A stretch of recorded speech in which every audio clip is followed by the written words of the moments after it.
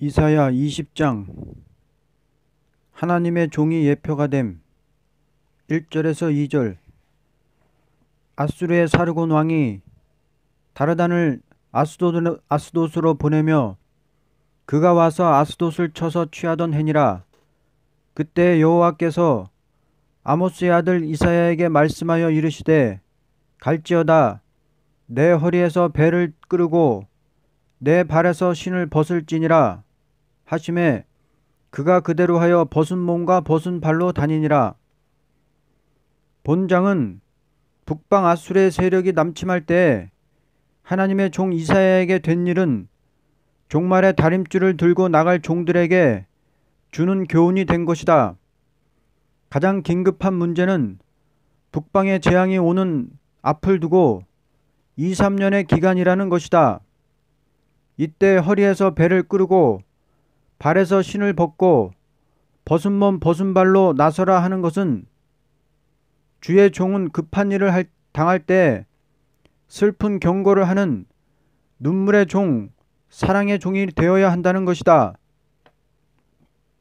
해설. 심판의 다림줄의 진리를 받은 이사야에게 하나님께서 그때 그 북방 아수르가 내려오는 환란이 있었습니다. 그때 이사야 보고 나가서 복음을 전하되 신을 신지 말고 맨발 벗고 좋은 옷을 입지 말고 남루한 옷을 입고 나가서 복음을 전하게 했습니다. 이것을 본다면 하나님 참 이상하잖아요. 하나님께서 이사야를 사랑합니까? 사랑치 않습니까? 큰 종이요? 작은 종이요? 큰 종이거든. 그런데 맨발 벗고 누더기 옷을 입고 나가 전하랍니다. 복음을. 이걸 본다면 하나님은 어떠한 신이란 걸 우리가 알아야 돼요. 자기의 사랑하는 종을 그렇게 맨발 벗고 누더기 옷을 입고 나가 전하라. 그건 뭔지 압니까? 남을 살리기 위해서는 고생을 무릅쓰고 수치를 무릅쓰고 나가야 된다 그 말이야요. 그렇잖아요. 자기 위신을 세우고 자기 안락을 도모하면 안 된다. 그걸 보여준 것입니다. 3절. 여호와께서 이르시되, 나의 종 이사야가 3년 동안 벗은 몸과 벗은 발로 다니며 애굽과 구스에 대하여 징조와 예표가 되었느니라. 하나님은 심판의 다림줄의 말씀을 받아 기록한 대종을 3년간 인간의 수치스러운 생활을 하면서 북방 재앙이 올 때 될 예표와 기적이 되게 하셨다. 해설. 북방 환란이 내려오는 때는 마지막 때니 우리에게 교훈이 되는 거요, 안 되는 거요? 되는 거 아니에요? 3년 동안 여보, 사흘만 맨발 벗고 다니라 해도 발바닥이 아프겠는데 3년 동안 이렇게 했단 말이야요. 그렇게 했는데 누가 들었습니까? 안 들었습니까? 안 들어요. 지금 이 사람이 맨발 벗고 나간다면 더군다나 미쳤다고 그럴 거요. 그런데 이사야 말 듣습니까? 북방 환란이 내려온다는 것을. 그런데 하나도 고지 안 들어요.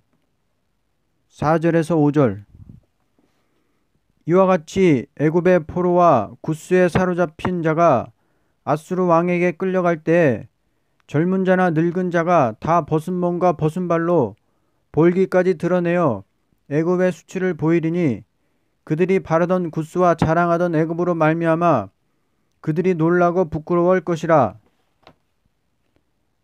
해설.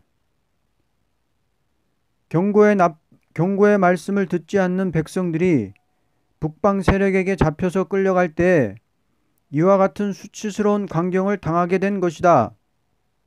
해설. 그런데 3년이 되니까 북방 아수르가 내려와서 몽땅 다 이스라엘 사람들을 포로로 잡아갈 때 맨발 벗고 벌거벗고 붙들려 갔더란 말이야요. 꼭 이사야 고생한 것처럼 그럼 이사야가 복있지요. 미리 고생 좀 했으니까 낫지. 이것을 본다면 하여튼 대표적인 종은 환난 가운데 남을 구원하는 대표적인 종은 그 올 징조를 미리 몸에다 보여주고 그 백성이 받을 고통과 수치를 갖다가 그 몸에 보여줬더란 말이야요. 이렇게 나가서 외쳤지만 듣지 않으니 그 사람들이 다 아수르 사람에게 붙들려 갈 때 이렇게 수치스러운 광경을 당했단 말이야요. 6절. 그날에 이 해변 주민이 말하기를 우리가 믿던 나라 곧 우리가 아수르 왕에게서 벗어나기를 바라고 달려가서 도움을 구하던 나라가 이같이 되었은즉 우리가 어찌 능히 피하리요 하리라. 하나님을 의지하지 않고 인간의 세력을 믿던 그들은 재앙이 올 때 어찌할 줄 모르고 후에 막심에 들어가게 된다. 해설. 두려워하지 않고 애굽을 믿던 이런 사람들이 다 아수르 왕에게 먹힘을 당할 적에 후에 막심하고 있더란 말입니다. 결론.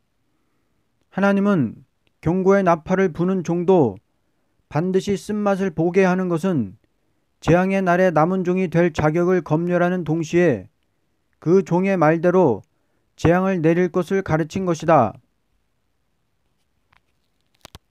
21장 환난에 빠질 자의 행동. 1절에서 2절. 해변 광야에 관한 경고라.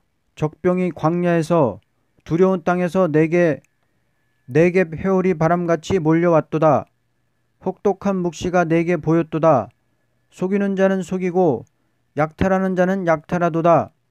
엘라미야 올라가고 메대여 에어싸라. 그의 모든 탄식을 내가 그치게 하였노라 하시도다. 본장은 모진 광풍이 불어오듯이 환란이 올 때 이 환란을 피하지 못할 자의 행동을 경고한 것이다. 이 환란이라는 것은 종말의 환란을 두고 가르친 것이니 죄값대로 보응을 받는 환란이다. 해설. 환란을 목적하고 보여줬는데 앞으로 마지막 환란이라는 건 남을 속이던 사람이 자기가 속고 말아요. 속고 말이요. 남을 약탈하던 자가 그 약탈당한다 그 말이야요. 이건 핏값을 갚는 마지막 인종전멸의 재앙이라 그 말이야요. 3절에서 4절. 이러므로 나의 요통이 심하여 해산이 임박한 여인이 고통받은 고통이 나를 엄습하였으므로 내가 괴로워서 듣지 못하며 놀라서 보지 못하도다. 내 마음이 어지럽고 두려움이 나를 놀라게 하며 희망의 소강이 변하여 내게 떨림이 되도다.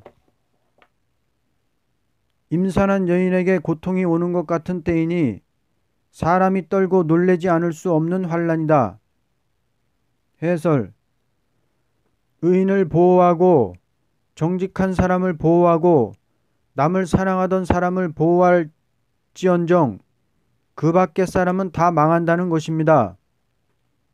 5절에서 9절.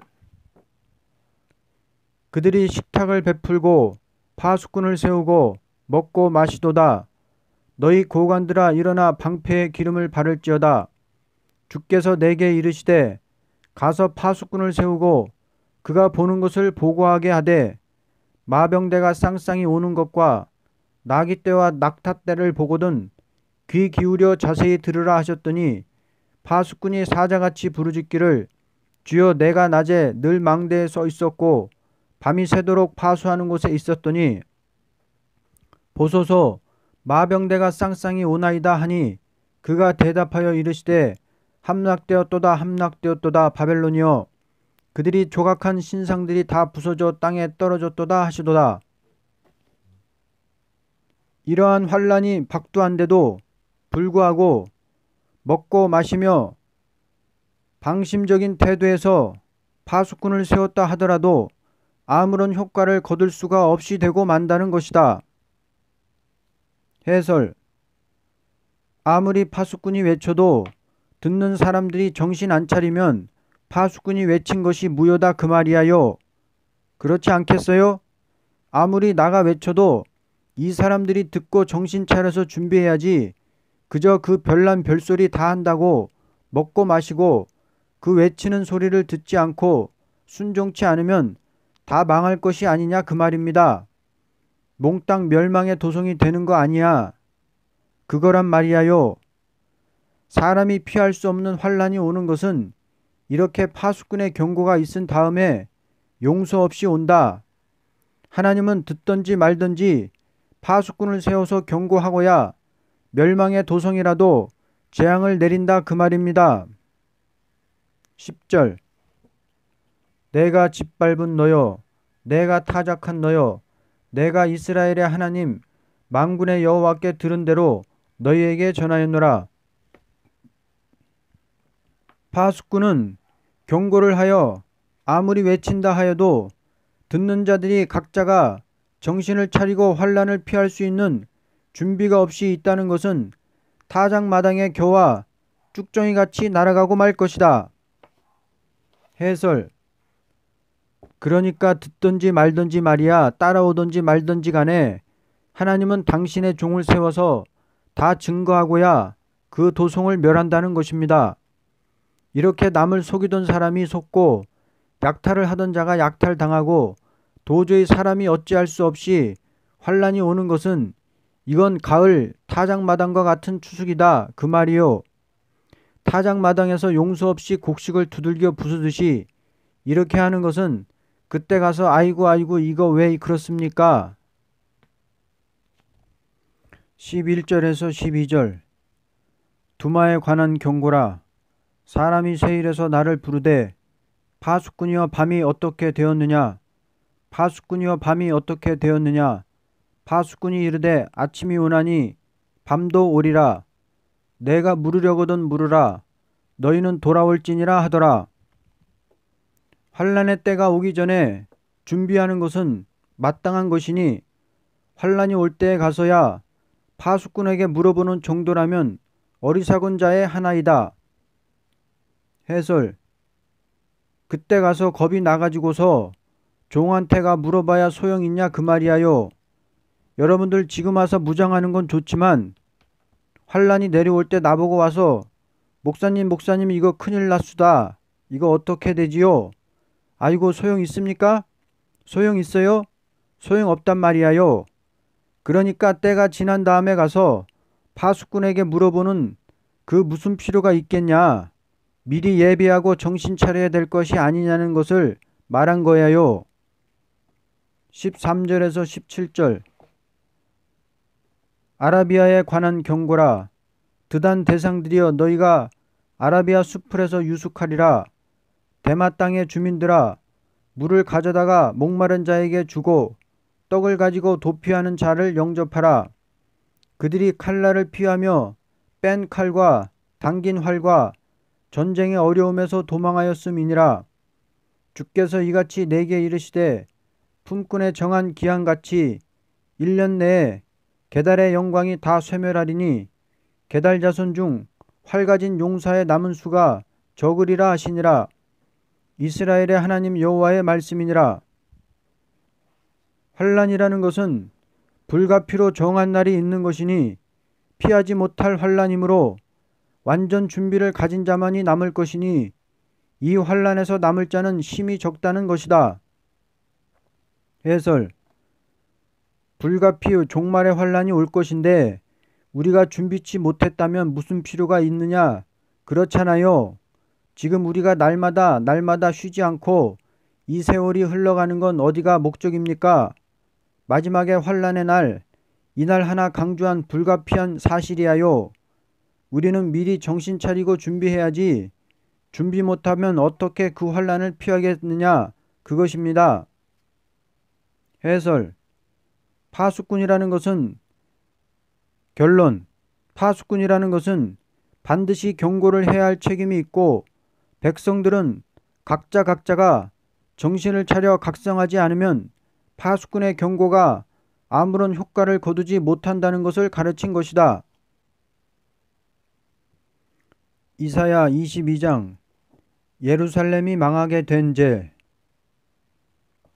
요절 14절 1절에서 4절 환상의 골짜기에 관한 경고라.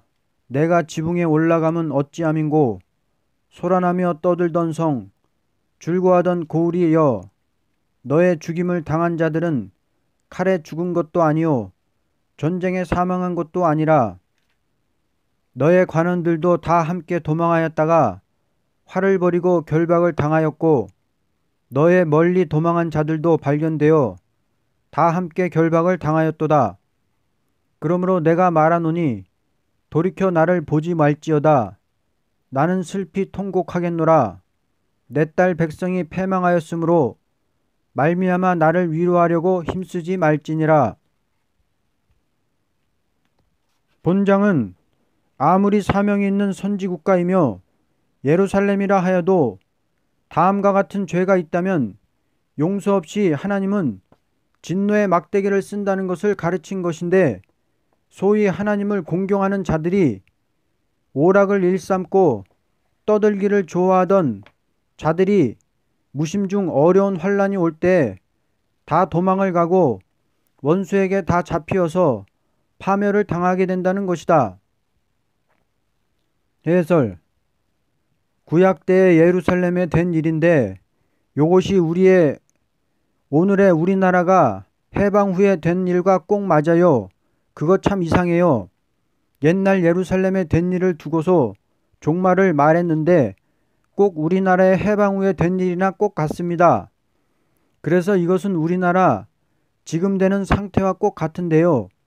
여기도 본다면 예루살렘 사람들이 공연히 떠들면서 지붕에 올라가서 2층 집을 짓고 이 꼭대기 유대인들은 매양 그 지붕에 올라가서 이렇게 노는 자리 있거든. 그저 지붕에 올라가서 떠들며 놀기를 좋아하고 괜히 그저 오락을 하고 말이요.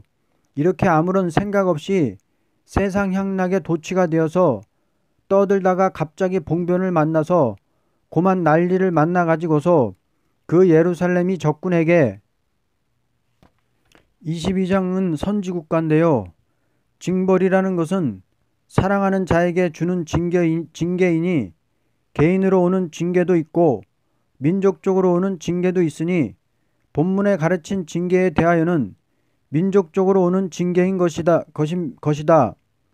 민족적으로 오는 징계에 대하여 다음과 같이 세 가지 원칙이 있다.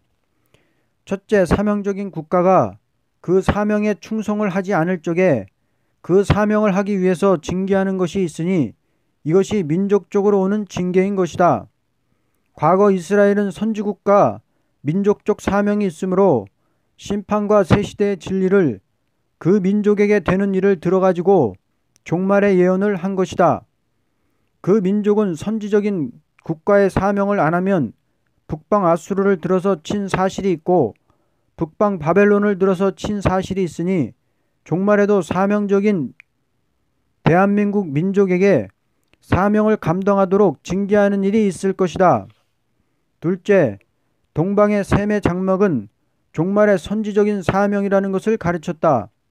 왜냐할 때 동방의 셈의 장막은 모든 선지가 나타나서 성경을 기록한 셈의 족속이니 기록한 족속이 종말의 예언을 들고 나가서 다시 증거할 때를 가르쳐서 이사야 24장에 세계 인류가 전멸되는 재앙이 올 때 동방에서 하나님을 영화롭게 한다고 하였다.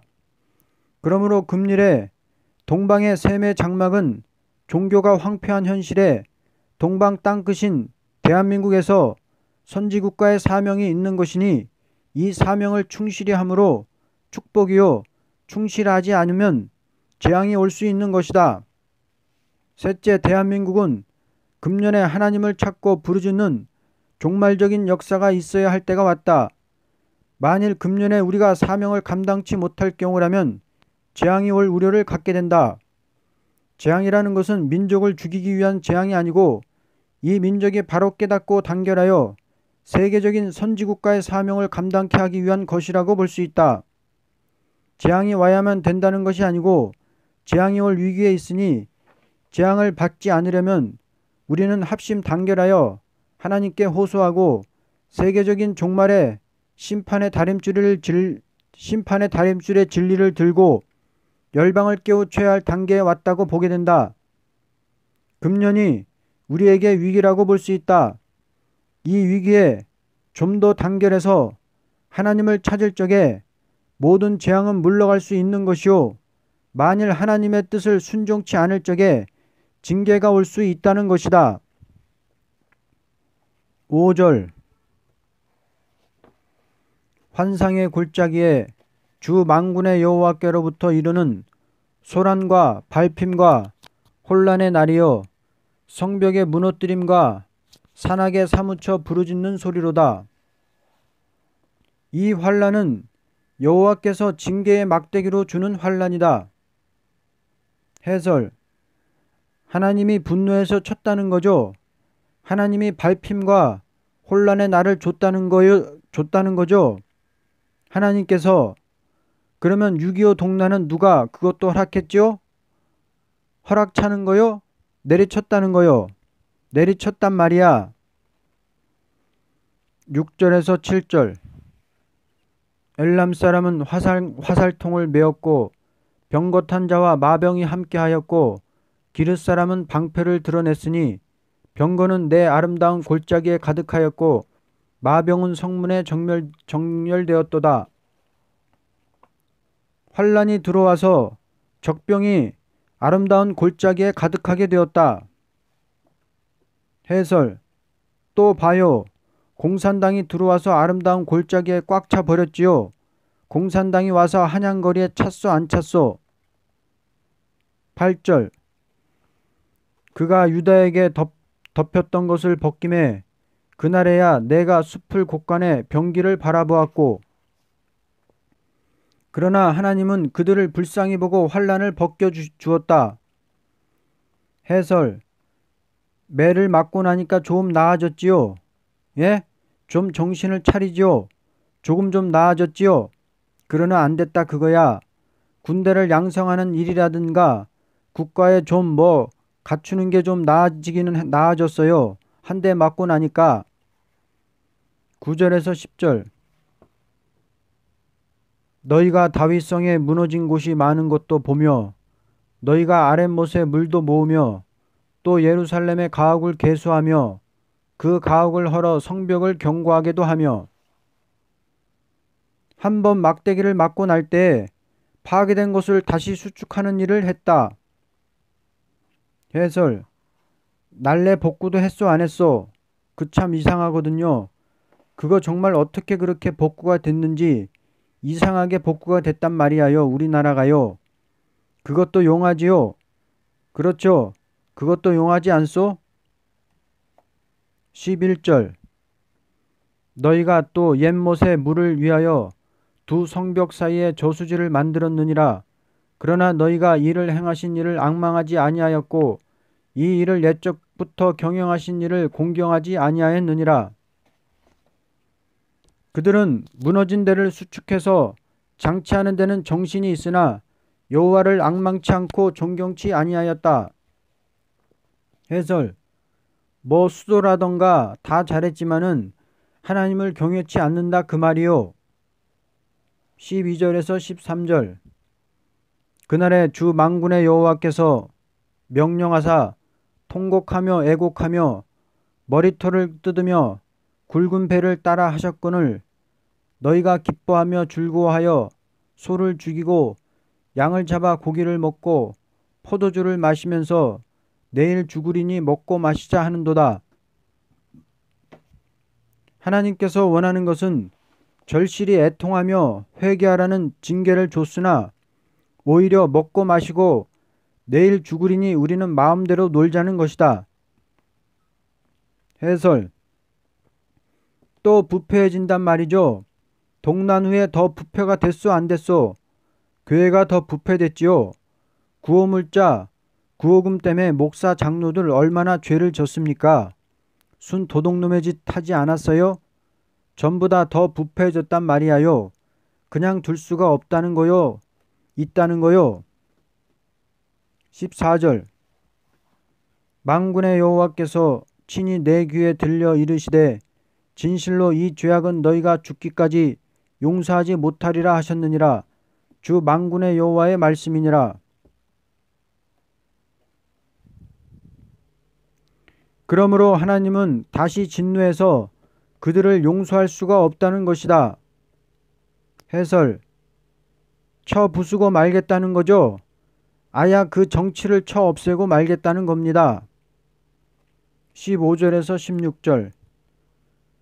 주 만군의 여호와께서 이르시되 너는 가서 그 국고를 막고 왕궁 맡은 자 셈나를 보고 이르기를 내가 여기와 무슨 관계가 있느냐? 여기에 누가 있기에 여기서 너를 위하여 묘시를 팠느냐? 높은 곳에 자기를 위하여 묘시를 팠고 반석에 자기를 위하여 초소를 쪼아 내었도다. 이들이 소위 하나님을 공경한다 하면서 나라의 국고를 맡아 일하는 간판 밑에서 사리사욕을 채웠던 것이다. 해설. 전부 자기 위해서 우리 동란 이후에 우리 구호금, 구호물자 얼마나 들어왔습니까? 그것 다 정치인들이 국가 건설이라든가 그 외 국민을 위해 쓰지 않고 자기 사욕 채웠더라 그 말이죠. 그 사람들 이거 그냥 둘 수 없단 말이야요.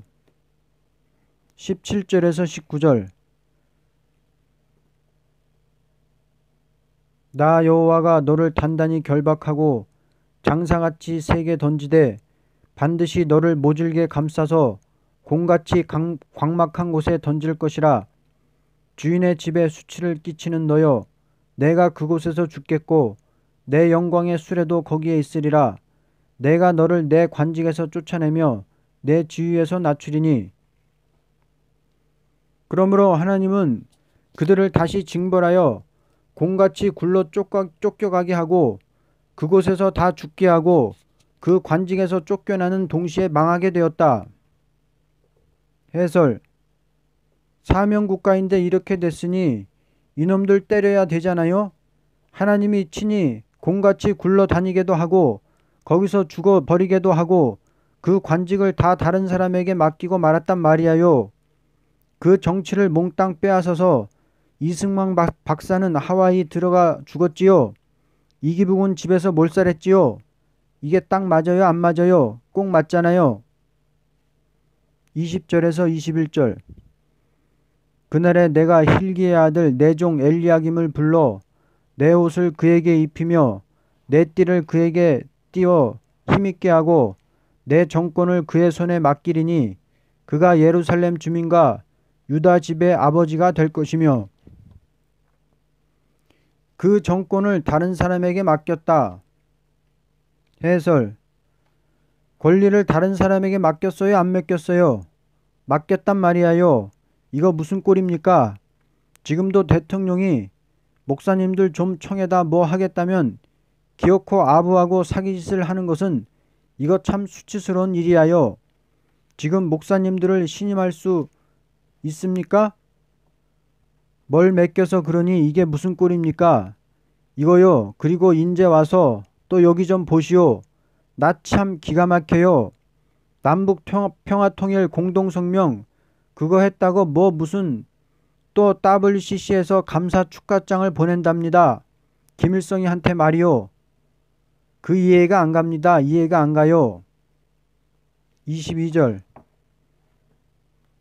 내가 또 다윗의 집의 열쇠를 그의 어깨에 두리니 그가 열면 닫을 자가 없겠고 닫으면 열 자가 없으리라.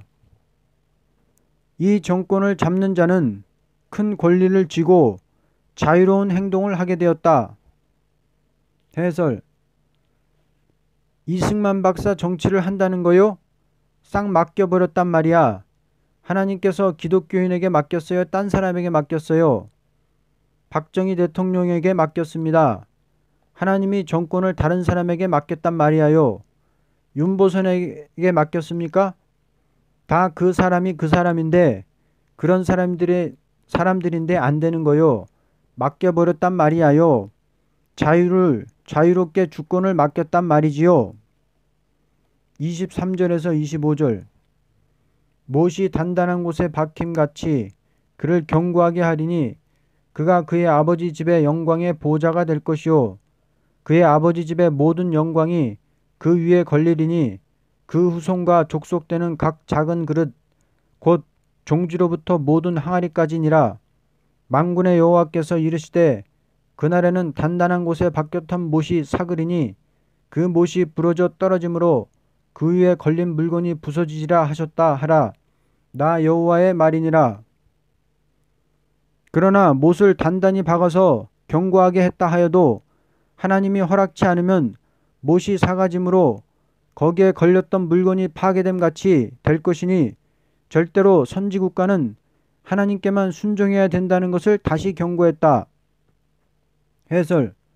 암만 또 그 정권이 단단히 한다 그래도 그거 가지고 심판을 피할 수가 없다는 것입니다. 우리 남한의 박정권이 아무리 단단히 한다고 그래도 그거 가지고는 환란을 피할 수 있습니까? 막을 수 있어요? 안 된다는 거죠? 안 된다는 거요. 이제 심판은 이 환란을 말했는데 하나님이 역사할 것을 말했거든요. 여기 본다면 이제부터는 하나님이 역사하면 새 시대가 온다는 걸 말했어요.